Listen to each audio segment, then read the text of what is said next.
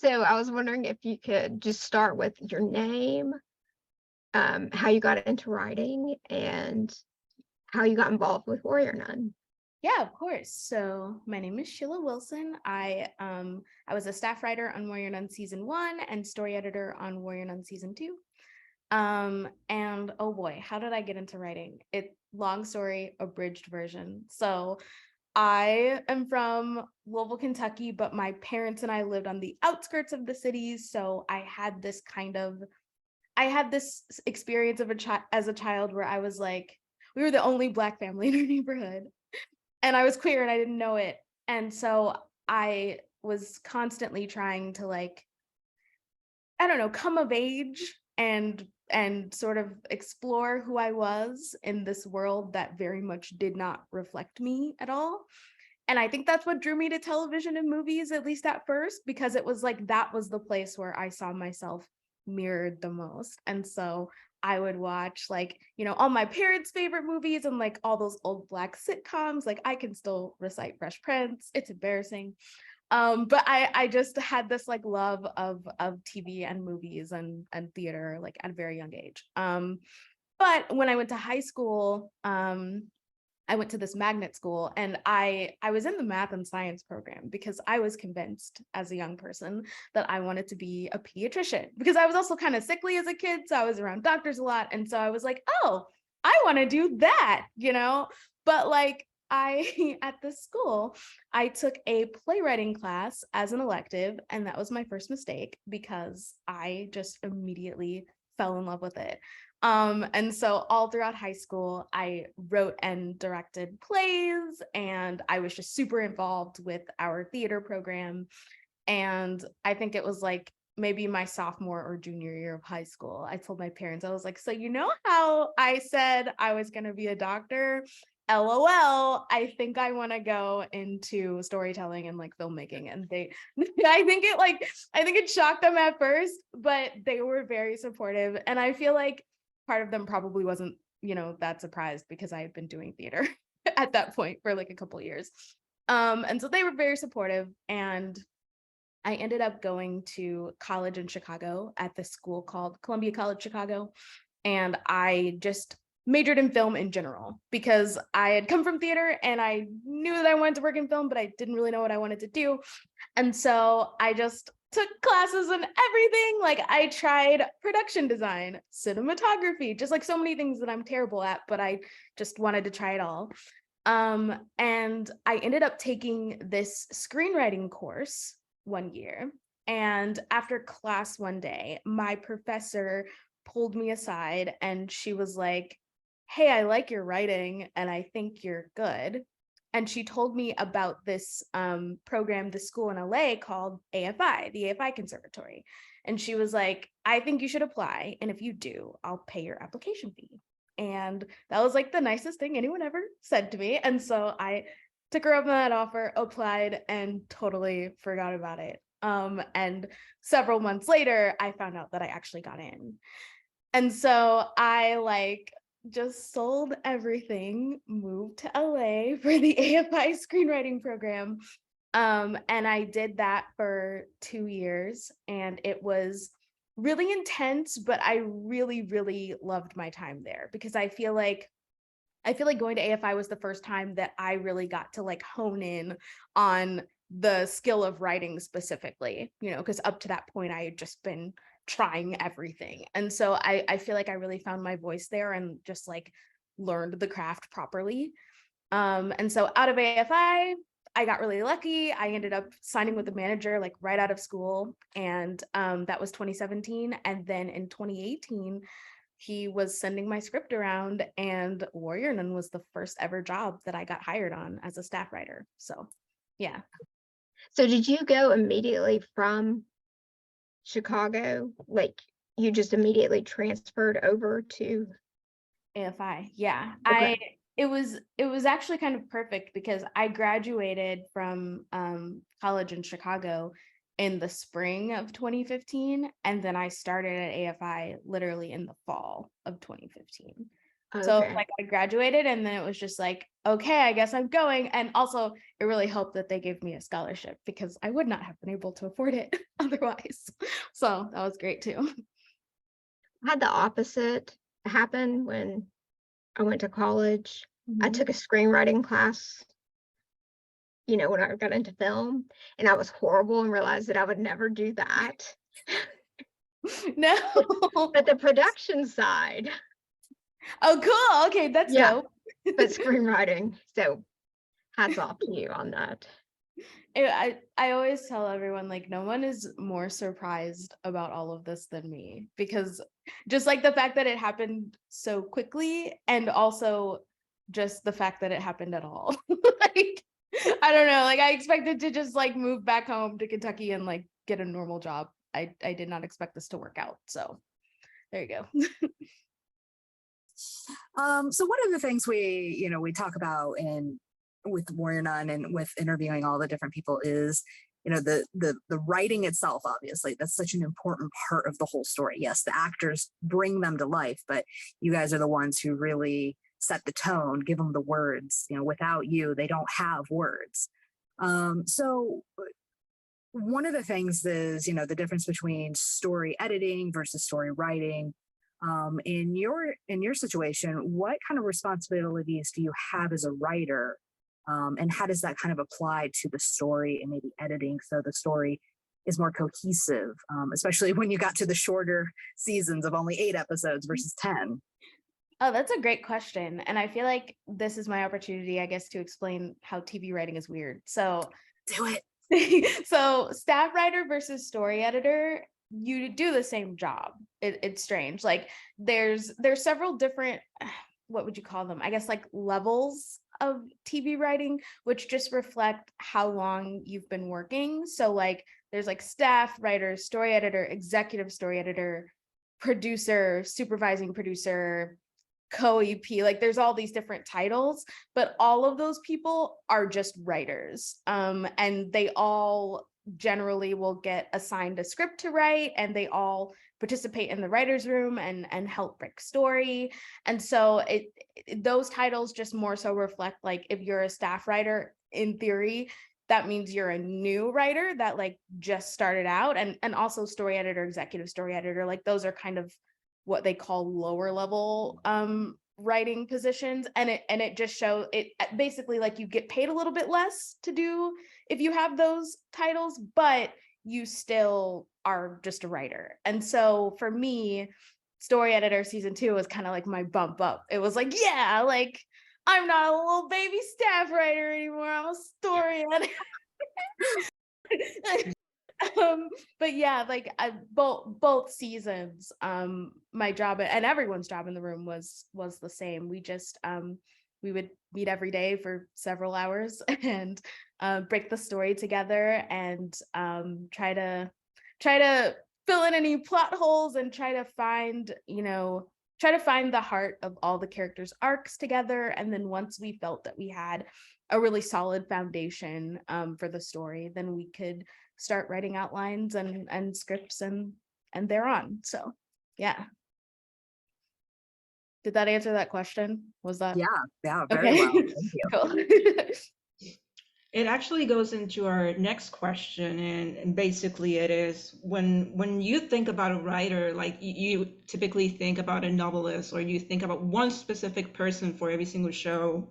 Like you typically think it's just one person's work, and like for at least TV shows, or at least for how we word that Warrior Nun was written, like it's a writer's room. It's multiple writers working towards, in theory, something that should remain consistent throughout like different episodes, but it's still multiple writers.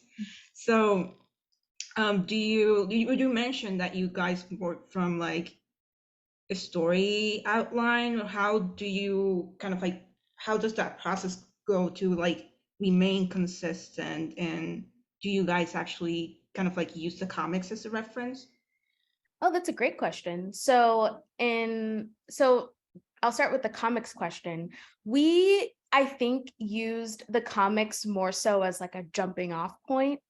We didn't want to do like like a word for word adaptation of the comics. We kind of wanted to take inspiration from them and then sort of tell our own story that's sort of like based in that world. And so like season 1, we had the comics in the room and we used them as like sort of artistic inspiration. Like I think when we were thinking about spoiler for season 2, if for some reason you're watching this and you haven't seen it, we were thinking about Lilith turning into like her like demon whatever form. There's a comic with like her with her wings on it, and we were like, oh shit, that's so dope, like we have to build to her becoming that. And so we had that like comic. I think that was like Suzanne's idea, Suzanne Kiley, who's another one of the writers. She just like saw that image and she was like, oh my god, like what if Lilith turns into this? And we're like, yeah, that's so sick. So we would sort of like pull like images and things like that from the comics, but it was not a direct adaptation. And then also in terms of like how we keep things cohesive and you know how we build to outlines and scripts and such, I think what is really cool about the writers' room is that you know we're all in there together every day, so we're all breaking everything together. But also I think the role of the showrunner really helps in that as well. And Simon, like the showrunner always has the final say. So like we'll all have pitches and we'll all have ideas and we'll all have, you know, like things that we bring to the table. And the great thing about Simon is that he's kind of like the yes no person. So he like if there are 2 great pitches, Simon will be like, I like both of those, but I think I like that one more. So let's do that. And so having your showrunner in the room to sort of like make those decisions and to keep the vision of the show cohesive to what he sees in his head, like I think that's what helps keep everything on track and keeps it from not sounding like, you know, 8 different people wrote like 8 different versions of the same show. And so yeah, we, you know, part of it is just us being together and always communicating and you know always talking and making sure that we're all on the same page, but part of that is Simon too. So yeah. So in that sense, did your age become part of the reason why their voices sounded so authentic? Or was it more of a collective group? I think it was kind of both. Like myself and Brendan Gallagher, he was the writer's assistant on season 1 and then was a staff writer on season 2. We were like the 2 youngest people in the room. And so we would often do like, I don't know how to describe, I don't want to call it like a youth pass, but we would like call like when the writers would like turn in like their scripts, like Brendan and I would always be like, well, you wouldn't call it a TikTok video, like you would just say TikTok, or like, you know, just sort of like pointing out like, you know, dialogue things that would make the characters sound like they were not written by people who have not been around young people. So I don't want to say it was like all me, but I think that he and I sort of would tag team calling out like, oh, hey, like maybe she would say this, or like, oh, maybe it's more this. So yeah. Yeah, that's Well, it shows awesome. the importance of that. It shows that you should have multiple generations in a writing room. Yes. And I mean, the great thing about the other writers is that they brought so much experience to the table. Like when you have people like David Hayter in the room and, you know, Suzanne Kiley in the room, like Amy Berg, like there's just so much talent in the room that just speaks to different strengths. And so I think, you know, all of that came together to create something really special. So yeah. So what would you say that your favorite character to write was? Or, you know, if you have one particular, I know that's always hard to ask, like, what's your favorite? But, you know, was there a topic maybe or a scene that was the hardest to write? Was there something in particular that still to this day really stood out to you in the writing process? Oh man. Okay. So I feel like a few things. So first of all, my favorite character to write, Duretti, just because I I love how he is so like whenever he speaks, there's something like weirdly Shakespearean about how he's always like sort of waxing poetic and just like using like his like the way that he speaks and the way he uses language it's just fun to me to like write like weird speeches for him. So he's my favorite character to write. But also I feel like for me, like things that were hard to write, my episode in season 2, episode 5, overall, that was like one of the hardest episodes of television that I've ever written. Like it's probably number 2 on my list of like hard episodes to write, just because when I went off to outline, there were so many beats on like our board of like what that episode was going to be that were just very vague. Like it was just like at the beginning, Ariala's story told from different perspectives. It's like, what do I do with that?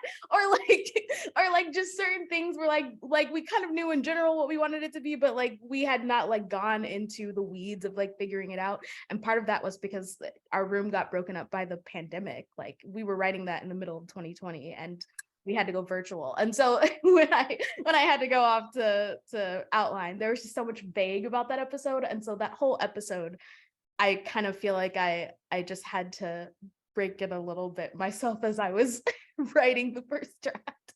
And so I'm glad that it all came together. But if you ask me like what stood out to me, like I feel like just writing that episode in general was challenging. So yeah. It is a really good episode, so I think it came through really nicely. Thank you. Thank you. Yeah. The first draft, when I turned it in, I was like, guys, you don't understand what I've been through. Okay, just understand. I had to make some shit up. I want notes. Okay, give me notes, please. So the other writers were very helpful too. You mentioned something. So our beats are essentially those like plot points, or Oh yeah. is it different?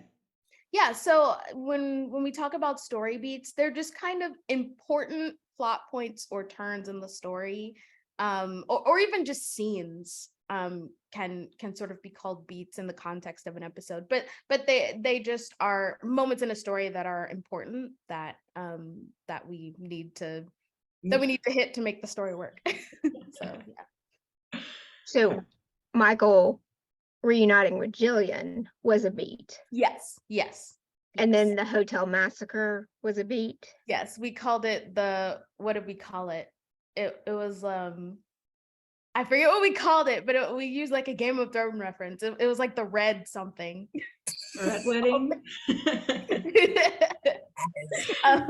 But yes, those would be sort of like beats, and they were a little bit more detailed than that. But there were just certain ones that were just like I said, Ariala's story told from different perspectives. So that whole like story montage at the beginning with like reading the Warrior Nun book and then Adriel telling Lilith the story, like I just made all of that up. So All right, Wow. Adrian's probably going to shoot me, but I've got to ask. You said Duretti's your favorite to write. Who's the one responsible for that seriously sick burn he does on Vincent? Because it's hilarious. I believe that is Mr. David Hayter. I believe that is the talented Mr. David Hayter. Amazing. All right. Well, taking a little bit of a step back and kind of like considering how it's like working during production, how would you say the process of like writing itself works? Like, are the episodes mainly written before filming or like before production, during, or is it kind of like a mix of both? I would say it's kind of a mix of both. We, for both season 1 and season 2, we had like drafts all the way up to production written before we ever started shooting. But that said, when you're shooting, there are always going to be rewrites. Like that's just how it goes. Like production can just be chaotic and things change, and so those changes have to be reflected in the script. And so, I mean, throughout both seasons, there were rewrites during shooting, and honestly, probably even in post, like things change in the edit room. And so, I think that rewriting is just something that happens throughout until you finally give up and it ends up on someone's television screen. So yeah, on both seasons, writing was done post room. So yeah. I'm glad the process is kind of like that, because one of the things that sometimes when I sit down to write anything, I'm like, oh, like once I finish it, it's final. So like I was wondering like, okay, like how does it work with television when you have so many teams and so many departments and so many people depending on what it is that you write? Like once it's done, it feels like it's done. But it sounds like it's a little bit more malleable than that. So I'm glad to It hear that. It totally is. Like I would say generally bigger things don't change unless you really have like a story problem like at the core. But things always change. Like I was on a show recently where like we were rewriting scenes at 2 a.m. and then shooting them at 9 a.m. So yeah. It happens that way. Are you on location? For Warrior Nun, I got to go up for my episode in season 1, but then on season 2, I was working on another show during production, and so I could not be on location for season 2. So if those changes need to happen, do they contact you and you're like doing it by Zoom, or does someone on set do it? Generally, it would be the showrunner, Simon, or whichever writer is producing on set for that season. And I think for season 2, it was David Hayter. And so it would either be just Simon, the showrunner, is like, got to get in there and do it, or whoever's there with him. I will say, though, going back to the strike, that is something that we are striking over, is that in the past, writers got to always go up for their episodes, like go up on location and produce their episode of television. And so whichever writer wrote that episode would be there to support the showrunner and make changes that need to be made while they're shooting the episode. But now studios do not want to pay writers to go up to produce their episodes. And so showrunners are often on their own doing all the changes and also still running the show through production. And it becomes just a lot of work for that one person. And they're just like stranded alone for months finishing the show without their writers. And so that's a big part of the strike as well, is trying to ensure that writers get to go up and produce their episodes, because also that's what creates more showrunners too, like writers getting that on-set experience and seeing how it all works. So just want to throw that out there. No, that's great information. It's not like you like get paid a lot of money anyway. Yeah, exactly. But I will say Simon is such a great advocate for us writers and just always like welcomed us on set and just encouraged us to be involved. And he's just such a great showrunner. Like truly, he's just a champion for us. So yeah. He was the one that put the fandom on this. He sent out a message. Yeah. We're like, all right, we're on it. Yeah, Simon's the best. Love him. You said that you were in the writer's room for months to do the season. How long did it take to like write an episode? Like when you did episode 5, you weren't in a room, you were by yourself. That first draft, how long did it take? I believe because in season 2, we all went off to draft at the same time on our episodes. And so I think we had a week to finish the first draft, and then everyone sends their drafts to everyone and we all read and give notes, and then you'll revise based off room notes and send in a new draft. And then probably Simon will do his pass before it goes to Netflix for the first time, and then we get Netflix notes. So I would say first draft about a week, revisions not that long, maybe like a couple days, a few days, and then depending on Netflix notes, it could be more extensive revisions or it could be less. So yeah. When you say Netflix notes, is it like executives? Is it lawyers? Like who oversees that? The overseeing executives for the show. So you'll have certain executives who are assigned to your show at whatever studio or network that your show is under. And so those executives would have notes that you would respond to as well. So yeah. And so that's who Simon went to include the last scene with the sword. He talked Probably, about he probably so. talked about fighting for that. Yes, I would imagine so. Were there any scenes that you wrote that were cut before actually went to the shooting process? I don't remember any scenes being cut, but some scenes were changed a lot just because, I mean, we didn't have Toya Turner in season 2, unfortunately, and so certain scenes that were written for her had to be rewritten. Spoilers for Camilla. And things like that, like things change in production, but I don't think anything was like explicitly cut, just changed. Yeah. And so there wasn't a lot of time between when she left versus when shooting started.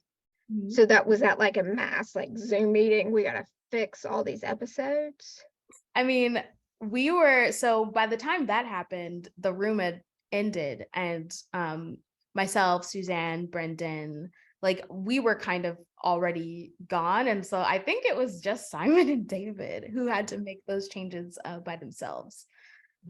So I would imagine, oh boy, that would have been really intense for them, but they did an amazing job. So yeah. Is there feel free to not answer. Is there anything storyline wise that she was going to do that we have no idea about?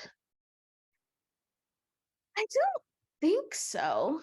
I mean, I think what's cool is that in giving her storyline to Camilla, it just added so much depth to that character. And that was something that we were looking for anyway. Like, even as we were breaking season 2 initially in the room, we were like, everyone loves Camilla and we do too, but we want to deepen her character and give her more of an arc. And so having her get to have the Shotgun Mary storyline, I feel like just added a lot to her arc.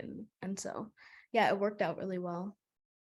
Yes, a lot of fans of Camilla. Yes. Is that I think in your other interview you said that you really like that character. Can you explain a little bit about why you like her? Well, couple things. So I don't know if you guys have heard the origin of the Camilla character. You probably have, but in season 1, we were breaking season 1. We realized we didn't have enough nuns like in the OCS. So we were like, we need more nuns with names, specifically because we need to add stakes to what's happening. And so we need a nun that we can kill off. So we came up with this character called Camilla. And in every episode, we would jokingly pitch that she's gonna die. Like, we planned for her to die in like all the way episode 1 to episode 10. It's like, maybe she dies in 2, maybe she dies in 3, maybe she dies in 4. And we're like trying to figure out when we're gonna kill her. But it just kind of turned out that as we kept breaking the story, we were like, kind of like her. Like, actually, maybe don't want to kill her. she's kind of cute, and maybe we'll keep her alive. And so this character that we initially created just to murder turned out to be a character that we loved, and then fans really loved her too. And so that's one reason I love Camilla, is just she was not supposed to survive season 1. But also just, I feel like, I don't know, she reminds me of myself. Like, she's such a rookie in season 1, and I was such a rookie in the room. It was my first ever entertainment job in general. And so I feel like I relate to her and like her arc and her character. So yeah. I think it's safe to say you're going to shock a lot of people with that answer. Yeah, I'm just thinking of there's a lot of Olivia fans, and I think that's just going to blow their mind. Yeah, she was supposed to die, y'all. I don't know. Like, I swear. Yeah, Amazing. I did know that from David Hayter saying it, but I didn't know the detail with which you guys planned every episode. Yeah, we would pick, because we were like, oh, like because she was also like a comedic relief character, which she still kind of is, in season 1 especially. But like we were like, oh, like she should say this funny line and then we can kill her, or like, oh, like we were just planning just to kill her. So there you go.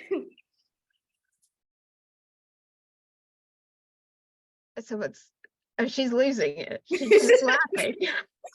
I'm just thinking of a few people's very, very expressive thoughts that will end up happening when they hear this. Oh my gosh, that's amazing. I think that says a lot about Olivia's acting too, to a certain extent, I'm sure. Oh my gosh, It's such that's an so incredible funny. job with that character. Olivia's amazing. Yeah, she has a lot of fans for sure. So Shotgun Mary's dialogue is very, very natural. I can definitely say I love it. I'm from Ohio, so she is all that girl is all me. Like I totally get it. I love her personality. I love her sassiness. Shotgun Mary is actually she's my favorite of the sisters by far. But it seems like Toya was just really meant to play Mary. So how much of her dialogue was written kind of after getting to know her some, or was this all before you guys got to see her, like maybe her auditions? So kind of the question, I guess, is how much of it was Toya seeing the direction and how much of it was kind of taking over from that point? How much of it was her getting to really analyze or you guys writing? I know it's a convoluted way to ask that, but I guess the question is how much of Shotgun Mary is Toya and how much of it is the writing?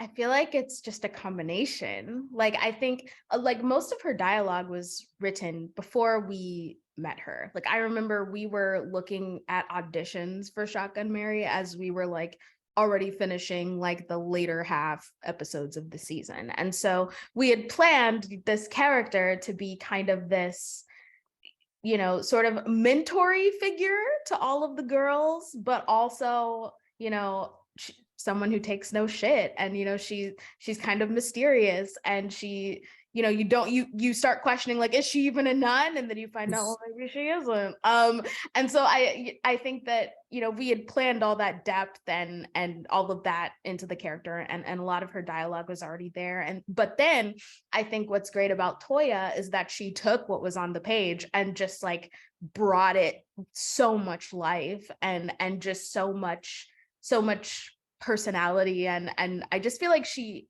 really elevated what we had already written. And so I think it was just the two things coming together really well. Yeah.